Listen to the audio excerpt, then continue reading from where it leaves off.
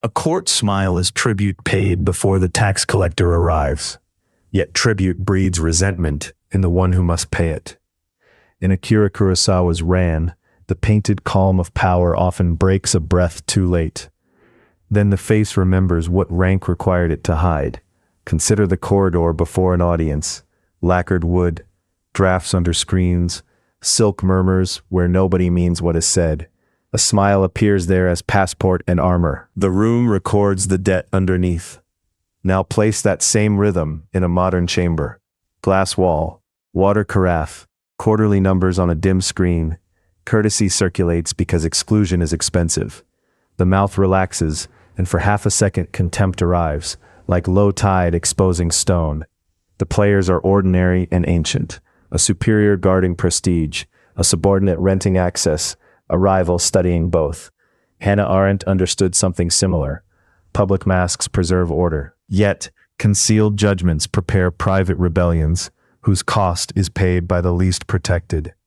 Machiavelli would have recognized the arrangement at once. In the prince, affection matters less than dependence correctly measured. A smile is often the coin of temporary alignment. The hidden grimace after it fades marks the price. Someone has just bowed internally and resents the bill. Iris Murdoch adds a quieter cruelty. People rarely see others cleanly. They see through appetite, vanity, fatigue. The social smile therefore enters already distorted. When it ends, the face sometimes corrects itself. The correction can look like contempt because illusion has stopped working.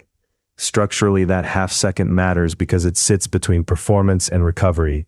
Too brief for conscious editing, too visible to be entirely private. Clausewitz wrote that friction reveals the real state of forces. The vanishing smile is social friction. Pressure leaves a trace.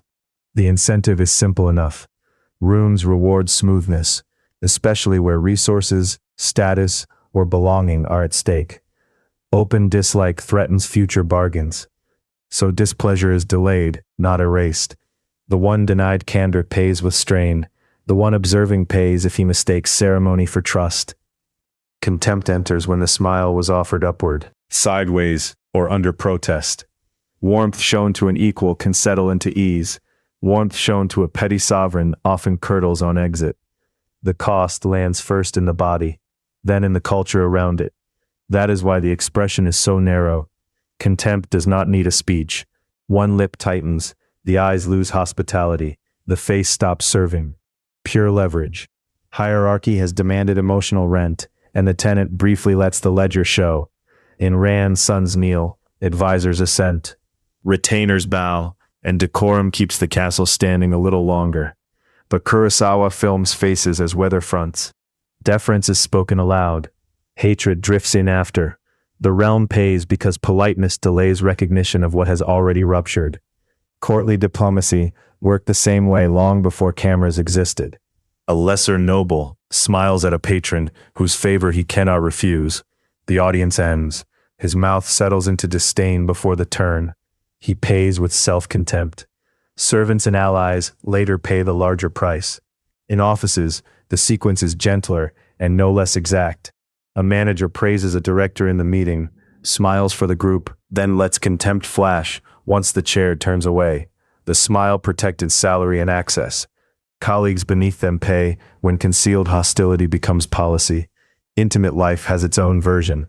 Two people keep peace through ritual kindness, long after injury has gone unnamed. A smile crosses the table because dinner must continue. It disappears, and contempt glints for an instant. Children, friends, future trust, they pay what silence preserves. So who pays? The person performing a smile against inward protest. Repeated often enough, the face becomes a rented property. Murdoch might call this a failure of attention. The soul narrows. One begins by concealing resentment and ends by inhabiting it. Second, the surrounding order pays. Teams fracture under pleasantries that hide settled disdain. Courts misread obedience as loyalty. Families call it harmony while tenderness has already withdrawn. The official record shows civility. The unofficial record carried in bodies shows corrosion and avoidance. The strategist pays. Anyone who studies these flashes too long risks becoming frostbitten in perception. Every smile starts to look provisional. Admiration becomes difficult. Rest becomes rarer. Clear sight has a tariff. The observer escapes surprise, then loses innocence in exchange. The wider pattern repeats wherever refusal is dangerous and departure expensive. Politics, corporations, friend groups, marriages. The half-second after the smile disappears is a border checkpoint between declared feeling and enforced feeling. People cross it badly when power asks for gratitude they do not possess. Years of watching this have taught me something dry. Many expressions people call fake are simply taxed. Civility often conceals exhaustion more than villainy, yet contempt is different. It carries a verdict. Once that verdict appears regularly, the structure is already charging interest. Study the face after the ceremony, and the room becomes legible. Ignore it, and somebody else's script will explain events after the damage is done. The choice is old. Be a reader of the tide, or drift under it. Until next time, stay sharp.